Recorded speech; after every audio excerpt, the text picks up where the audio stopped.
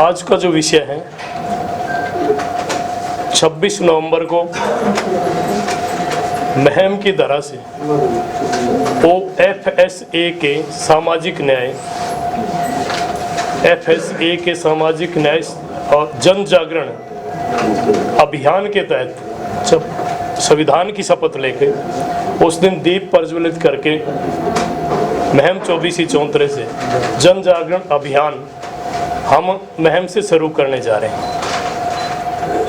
ये अभियान महम से मदीना होता हुआ उसके बाद रोहतक में बाबा साहब भीमराव अंबेडकर चौक पे, उसके बाद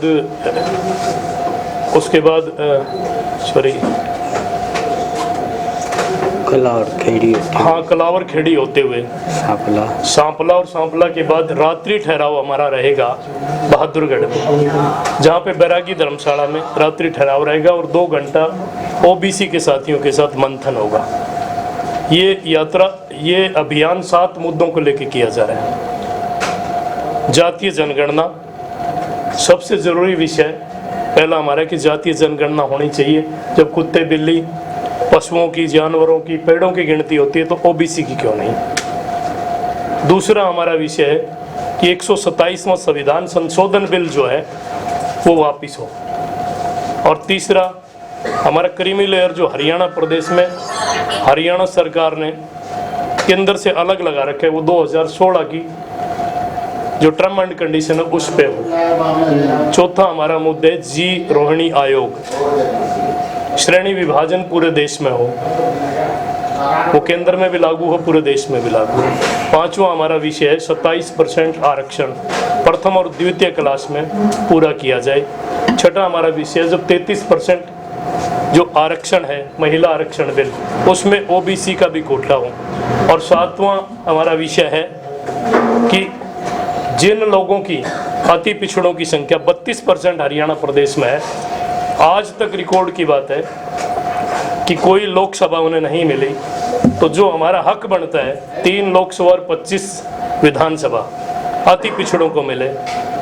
और आखिरी जो हमारा 8वां ये है कि प्राइवेट सेक्टर में भी ओबीसी का आरक्षण लागू हो। इस विषय को लेके ये जन जागरण अभियान हम 26 नवंबर से शुरू कर रहे हैं और इसका आरंभ 26 नवंबर से होगा और 17 फरवरी को FSA के सामाजिक न्याय गर्जना सेना ओबीसी अति पिछड़ा की एक रैली 17 फरवरी को रोहतक की धरा पे करने जा रही है। इसी विषय को लेके आज की एपीसी करें। बाकी आप लोग पूछिए।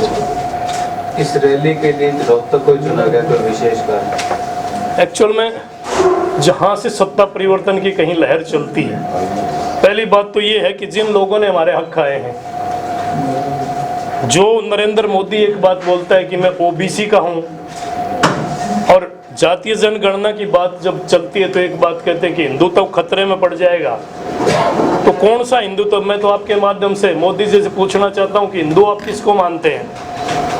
अगर रियल में हिंदू की बात करें तो SC BC सबसे पहले मूल निवासी जो इस देश का वो हिंदू है, पर हमें हिंदू कहाँ माना जाता है? बैकवर्ड सिर्फ एक चीज के लिए है कि जब मंदिर का निर्माण हो तो फिर बैकवर्ड के लोग उसका निर्माण करते हैं और उसमें मजदूरी काम करने का काम कोई करता है तो SC के लोग करते हैं। और जब वो उसमें मूर्ति रखी जाती है उसके बाद ये हमें मंदिरों में घुसने तक नहीं देते, फिर हम कौन से हिंदू हैं? अगर रियल में कोई हिंदू है और अगर मोदी बैकवर्ड है तो फिर हमें 33% महिला आरक्षण बिल है उसमें ओबीसी का कोटा क्यों नहीं डाला? अगर मोदी बैकवर्ड है तो मोदी जी को एक चीज जरूर चाहिए थी कि ये 127वां संविधान संशोधन बिल है जिसमें सीधा एक कानून बना दिया गया कि अब आयोग की कोई आवश्यकता नहीं है। अब तो सीधा है जो मुख्यमंत्री बनेगा वो अपनी जाति को ओबीसी में शामिल कर देगा। अगर मोदी ओबीसी हैं तो मोदी जी को चाहिए था कि जातीय जनगणना से भागना नहीं चाहिए था। हनुमान जी, कहीं ना कहीं ओबीसी समाज का एक बहुत अच्छा वोट बैंक है, लेकिन अभी तक भी आप अपने हकों के लिए लड़ते हुए नजर आ रहे हैं। क्या इसके पीछे की कमी मानते हैं? एक्चुअल में कमी तो हमारी है क्योंकि हम लोग संगठित नहीं हैं। लेकिन एक चीज थी, जिस दिन बाबा साहब भीमराव अंबेडकर जी ने बैकवर्ड के लिए विधि मंत्रालय से अपना रेजिग्नेशन दिया था कि इनको संख्या के आधार पर मिलना चाहिए। जब उन्होंने ये बात करी थी, उस दिन अगर वो बात ऑथेंटिक हो जाती, अगर राज्यसभा में लिखी जाती, बहुत से ऐसे लोग थे जिन्होंने बाबा साहब की बात को सामने नहीं आने दिया, किसी पेपर में नहीं छपने दिया, क्योंकि बाबा साहब ने आबादी के अनुसार बात करी थी। अगर वो बात हो जाती तो आज तक हमें स्ट्रगल करने की जरूरत नहीं थी। हम अति पिछड़ा वर्ग के लोग 32% हरियाणा प्रदेश में, और आज तो हम माननीय नीतीश कुमार जी का आभार प्रकट करते हैं कि उन्होंने जातीय जनगणना करी और ये बता दिया कि 63% ओबीसी है, जिसमें 42% अति पिछड़ा है। वो तो सामने अब 75% अभी उन्होंने कर दिया, जिसमें 25% BCA को दिया गया है। तो ये तो सामने आ गया कि अब वो 63% वहां पे हुआ।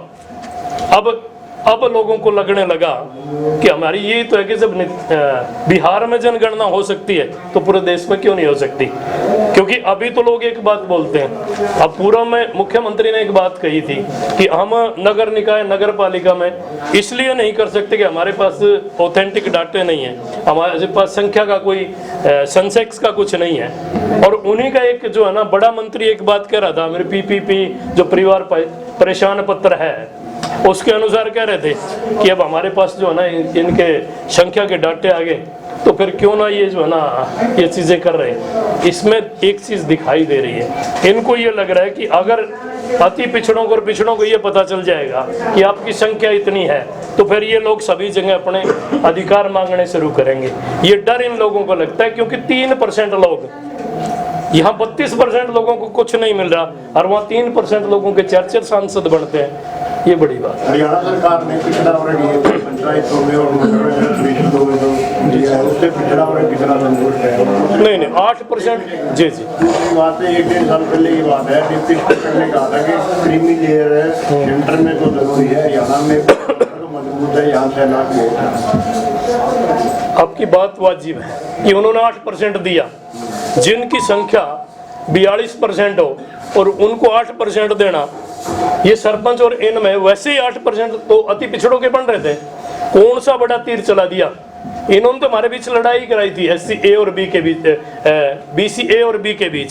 16-11% क्यों नहीं करे? 16 और 11 के एवज में 27 क्यों नहीं कर रहे हैं? जब इनको कुछ देना था। डिप्टी स्पीकर तो मोरा है इस मुख्यमंत्री का, वो मुख्यमंत्री कुछ कह दे, वो तो 1 मिनट में जो है ना अपनी सीट छोड़ के नीचे आ जाते हैं और फिर यूं कहते हैं, मैंने तो सुना था उनका कि वैसे तो मेरा बनता नहीं कि मैं जो है ना यहाँ नहीं बोल सकता MLA लॉबी में आके, लेकिन मुख्यमंत्री ने एक बढ़िया चीज कर दी इसलिए नीचे आ गया। मैंने तो उस दिन भी पूछा था कि डिप्टी स्पीकर महोदय ये तो बता दें कि आपको कौन सा प्रेशर था जिसके तहत आप नीचे आए और आपको ये बात बोलनी पड़ी। अगर आप BCA से आते हैं, कभी आप BCA की भलाई की बात क्यों नहीं करते? क्यों नहीं कहते कि 3 टिकटें जो है ना अब बीजेपी अति पिछड़ों को लोकसभा की देगी, 25 सीटें अब अति पिछड़ों को लोकसभा इसकी विधानसभा की देंगी? क्यों नहीं बोलते ये बात? कभी भी उनके मुंह से ऐसी चीजें नहीं आती।